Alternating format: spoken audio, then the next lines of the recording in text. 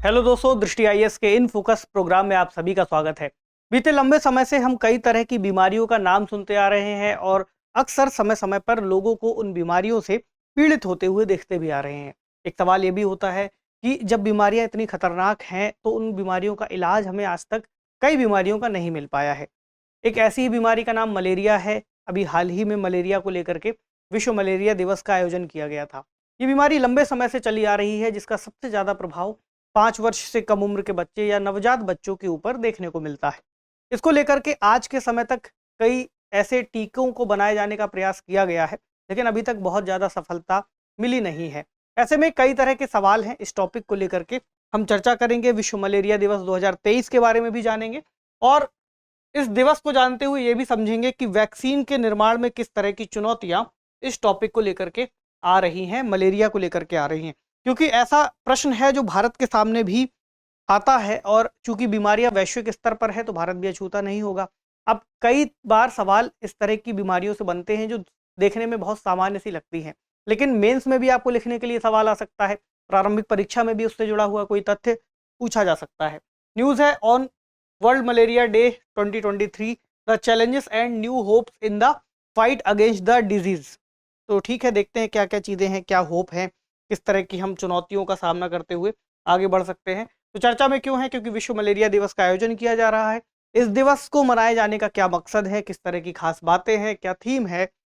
इसके बाद समझेंगे कि मलेरिया आखिर क्या है, बेसिक बातें, किस तरह से फैलता है, किस वजह से होता है, किसी जीवाणु से होता है, विषाणु से होता है या कोई और, वर्तमान स्थिति क्या है, मलेरिया के टीके के विकास की स्थितियां आज के समय क्या है, भारत यहाँ पर कहाँ खड़ा हुआ है, किस तरह से शोध कर रहा है और टॉपिक को लेकर के क्या निष्कर्ष हो सकता है। अगर हम कोई आंसर लिख रहे हो तो कैसे उसका कंक्लूजन लिखेंगे।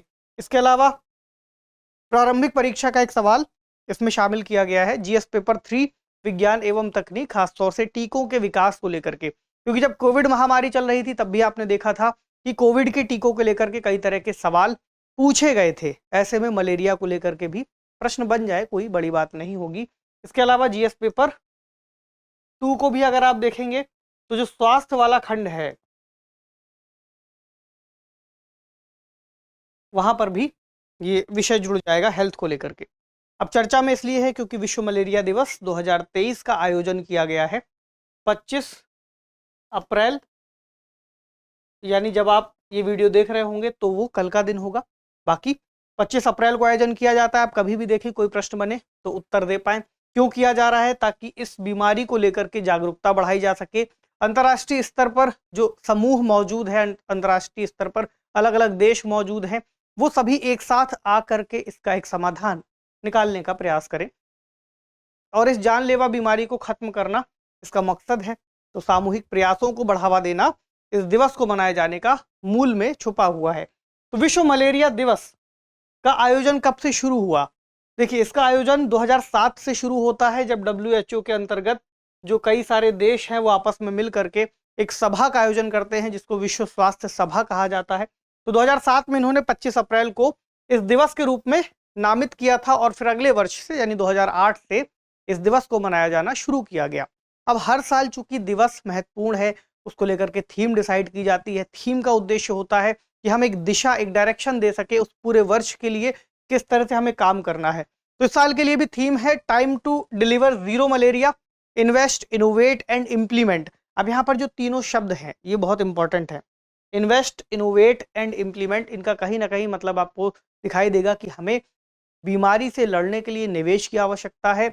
इसके अलावा हमें ऐसी तकनीकों को बनाना है, ऐसे टीकों का विकास करना है ताकि इससे हम पार पा सके और इम्प्लीमेंट भी करना है, केवल बनाना ही नहीं है, उसका उपयोग भी करना है। तो मलेरिया क्या है?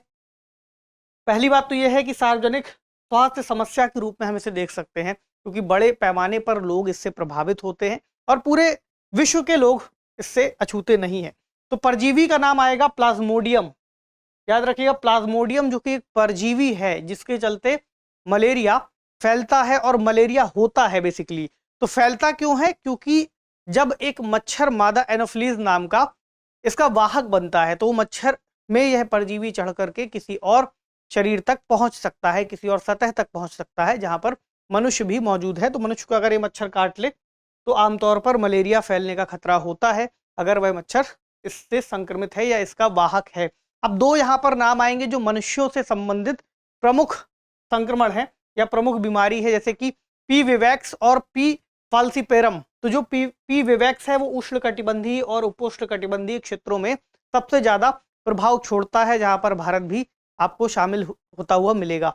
इसके अलावा पी फाल्सिपेरम, इसके सबसे ज्यादा मामले आपको अफ्रीकी क्षेत्रों में देखने को मिलेंगे और मुख्य रूप से उप सहारा अफ्रीका के देशों में। तो अपने आप में गंभीर बीमारी है और मृत्यु दर से संबंधित है ये दोनों ही। इसके अलावा 5 वर्ष से कम उम्र के बच्चे इसमें सबसे ज्यादा सुभेद्य होते हैं, जैसा कि अभी हमने डिस्कस किया। अभी के लिए क्या स्थिति है, किस तरह से आंकड़े हैं, किस तरह से शोध हुई है, क्या हमने इस पर पार पा लिया है?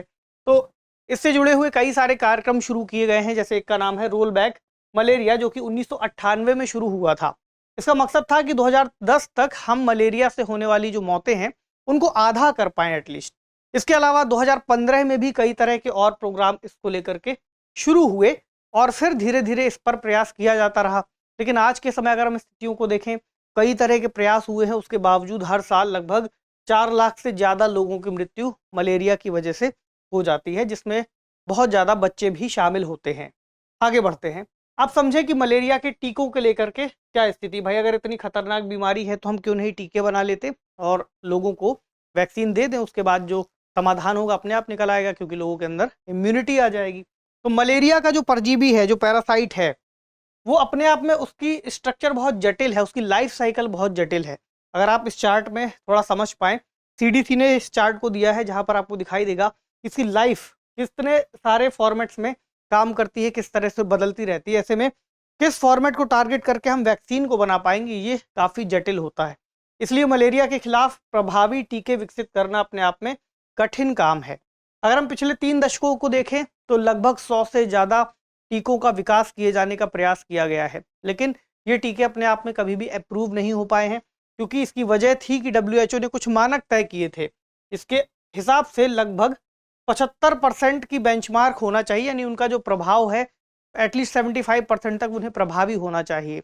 लेकिन अब तक कोई भी टीका ऐसा नहीं मिल पा रहा था। लेकिन चूंकि मामले इतनी तेजी से बढ़ रहे हैं, इतनी ज़्यादा अफ्रीका के कई सारे देशों में मौतें हो रही हैं, ऐसे में तात्कालिक आवश्यकता को देखते हुए उच्च संचरण वाले अफ्रीकी देशों के लिए WHO ने एक वैक्सीन को मान्यता दी है, जिसका नाम है RTS-S। याद रखिएगा, एक तरीके का पहला वैक्सीन माना गया है जिसको इस तरह से मंजूरी दी गई है। और इस वैक्सीन की भी प्रभावशीलता बहुत ज़्यादा नहीं है अपने आप में। प्रभाव उत्पादकता की अगर हम बात करें तो 35 से 40% ही देखा गया है। लेकिन ऐसे देश जहां पर मामले बहुत ज़्यादा बढ़ रहे थे, जो लोग हैं वो हॉस्पिटलाइज हो रहे थे, वहां पर उनकी मृत्यु हो रही थी, इसके उपयोग के बाद लगभग उन मामलों में गिरावट देखने को मिली है। और ये जो वैक्सीन है कई सारे संगठनों के प्रयासों के द्वारा बनी है, जैसे कि ग्लैक्सोस्मिथक्लाइन, जिसे GSK के नाम से जानते हैं, Walter read army institute of research, इसी तरह PATH malaria vaccine initiative, bill and Melinda Gates foundation का नाम आप जानते हैं, और वेलकम ट्रस्ट। तो 30 साल से अधिक का समय लगा है और कई $100 मिलियन का इसमें खर्च आया है। इसके जो परीक्षण है 2019 से प्रायोगिक रूप से शुरू कर दिए गए थे और लगभग 10 लाख से ज़्यादा बच्चों को ये दिया जा चुका है। कुछ देशों की अगर बात करें तो अफ्रीका के देश जैसे घाना, केन्या, इसके अलावा मलावी जैसे मलेरिया स्थानिक देशों में जो भी गंभीर मामले थे उसमें उल्लेखनीय रूप से हमें कमी देखने को मिली है। इस वैक्सीन को लेकर के RTS और S, एक इम्पॉर्टेंट फैक्ट ये है कि इसका जो निर्माण है वो भारत बायोटेक को दिया गया है, इसका लाइसेंस, जो कि भारत की एक कंपनी है। आपको कमेंट सेक्शन में ये बताना है कि भारत बायोटेक ने भारत के अंतर्गत कोविड-19 की कौन सी वैक्सीन के निर्माण में अहम योगदान दिया था। इसके बाद अभी हम एक नाम और लेंगे, उसका भी आपको जवाब देना है। तो अब जब भारत बायोटेक इसका निर्माण करेगा तो ऐसा माना गया है कि 2029 तक इस वैक्सीन का एकमात्र वैश्विक निर्माता हो सकता है जो इस वैक्सीन को डेवलप कर रहा हो। एक और वैक्सीन का नाम है, वो है R21, जो कि मलेरिया के लिए बनाई गई है और इस पैरासाइट के यकृत चरण यानी कि लीवर फेज के खिलाफ काम करती है, वहां पर इसको रोकती है। ये जो वैक्सीन है इसका निर्माण ऑक्सफोर्ड यूनिवर्सिटी के वैज्ञानिकों ने किया है और इसका भी निर्माण भारत की ही एक कंपनी करेगी जिसका नाम है serum institute of India. Covid के टाइम पे आपने दोनों ही कंपनियों का नाम सुना होगा। आपको ये भी बताना है कि सीरम इंस्टीट्यूट ऑफ इंडिया ने भारत में किस वैक्सीन के निर्माण में योगदान दिया था। तो इसके जो क्लिनिकल ट्रायल हैं उसके जो रिजल्ट हैं काफ़ी अच्छे देखे गए हैं और परीक्षण जो है अफ्रीका के कई सारे ऐसे देशों में किया गया है जहां पर मलेरिया को लेकर के समस्याएं देशज स्तर पर मौजूद थी। दो देशों का नाम और आएगा, घाना और नाइजीरिया, जहां के रेगुलेटरी जो अथॉरिटीज़ हैं उन्होंने इसको मंजूरी दी है। घाना पहला देश था जिसने इसको मंजूरी दी अफ्रीका का, और नाइजीरिया दूसरा ऐसा देश बना था। इस पर हमने साइंस दिस वीक प्रोग्राम में चर्चा की थी, अगर आप उसे फॉलो कर रहे हैं तो। इसके अलावा दुनिया की सबसे बड़ी वैक्सीन निर्माता कंपनी भी सीरम इंस्टीट्यूट ऑफ इंडिया को माना गया है। भारत की क्या स्थिति है? वैश्विक स्तर पर तो ये वैक्सीन बन रही हैं, ठीक है, विकास कर लिया गया, डेवलपमेंट के बाद जो निर्माण की प्रक्रिया है उसमें भारत की कई कंपनियां भी शामिल हुई, लेकिन हम क्या बना पा रहे हैं? तो इसको समझिए कि रोग के दौरान टीके से प्रेरित प्रतिरक्षा और पहले से मौजूद प्रतिरक्षा का जो एक बैलेंस है उसको समझना बहुत आवश्यक होता है किसी भी वैक्सीन के मामले में, और खास तौर से एक ऐसी वैक्सीन जिसका उपयोग उन छोटे बच्चों के ऊपर किया जाना है जो अपने आप में वैक्सीन या इस तरह की किसी भी दवा के प्रति बहुत ज़्यादा मजबूत नहीं है, बहुत ज़्यादा सक्षम नहीं है। यहाँ पर एक मॉडल का जिक्र है, नियंत्रित मानव मलेरिया संक्रमण मॉडल। इसके अंतर्गत अध्ययन किए जाते हैं और एक शोध फैसिलिटीज स्थापित की जाती हैं। तो कई सारे देशों ने इस प्रक्रिया को अपनाया है, लेकिन भारत के पास अभी इस तरह का कोई मॉडल मौजूद नहीं है ताकि हम देश के स्तर पर ही चीज़ों को उपलब्ध करा पाएँ। बशर्ते भारत में international centre for genetic engineering and biotechnology के वैज्ञानिकों ने जो दो वेरिएंट की हमने चर्चा की थी, पी फाल्सिपेरम और पी विवेक्स, इनके खिलाफ दो प्रयोगशाला पुनः संयोजक रक्त चरण मलेरिया टीकों का विकास किया है और इसके अगले चरण पर वो जो है रिसर्च कर रहे हैं, एक तरीके से उनका अध्ययन कर रहे हैं, और उसके बाद फिर जिस तरह से वो कामयाबी हासिल होगी वो आगे इसको लेकर के जाएंगे। अब यहाँ पर ऑक्सफोर्ड यूनिवर्सिटी का नाम आएगा जो इस रिसर्च में इनकी मदद कर रहा है। ऐसे में अगर हमारे पास ऐसा कोई मॉडल होता तो ये बताया गया है कि हमारे पास स्वदेशी रूप से इस तरह के जो टीके हैं उनके विकास की जो क्षमता है वो हासिल हो सकती थी। निष्कर्ष क्या है आज के टॉपिक का? पूरी बात हमने एक एक करके चीज़ों को समझा, अब इसको खत्म करने की बारी आएगी, जैसा आप किसी भी उत्तर को लिखते समय करेंगे। तो संक्रामक रोगों के खिलाफ टीके बनाना लंबा है और एक जटिल प्रयास है। हमें दो वैक्सीन के नाम पता चले, RTS और R21। इनमें भारत के जो संस्थान हैं उनका नाम याद रखिएगा कि कौन सी संस्था किस वैक्सीन के निर्माण में जुटी हुई है या उसको उसकी जिम्मेदारी दी गई है। इसमें क्योंकि एक सवाल ये भी बन सकता है कि नामों को देकर के पूछ लिया जाए कि ये किस बीमारी से संबंधित वैक्सीन है या फिर ये किस चीज़ के लेकर के किसके नाम है, यानी वैक्सीन का नाम है या किसी और चीज़ का नाम है। तो किसी भी वैक्सीन को बनाने में कई हितधारकों का सहयोग चाहिए, फंडिंग चाहिए, ऐसा इंफ्रास्ट्रक्चर चाहिए जहां पर रिसर्च हो सके।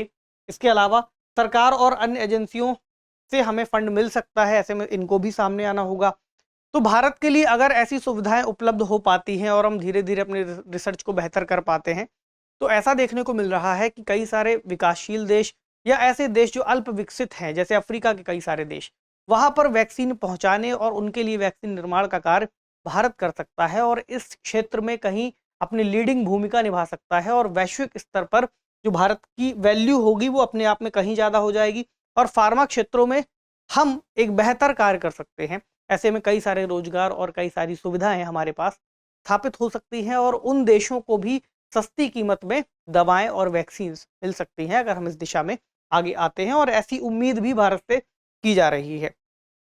आज का प्रश्न क्या है? निम्नलिखित कथनों पर विचार कीजिए। पहला, विश्व मलेरिया दिवस 25 अप्रैल को हर वर्ष आयोजित किया जाता है। दूसरा, हाल ही में मलेरिया की एक वैक्सीन RTS को WHO द्वारा स्वीकृति दी गई है जिसका निर्माण सीरम इंस्टीट्यूट ऑफ इंडिया द्वारा किया जाएगा। तो आपको बताना है इनमें से कौन कौन से स्टेटमेंट या कौन सा स्टेटमेंट सही है। देखते हैं कितने लोगों ने जो एपिसोड है उसको ध्यान से देखा है। तो इसका जवाब आपको कमेंट सेक्शन में देना है। आपसे मिलेंगे अगले सेशन में किसी अन्य महत्वपूर्ण विषय के साथ। पढ़ते रहिए, अपना ख्याल रखिए। शुक्रिया।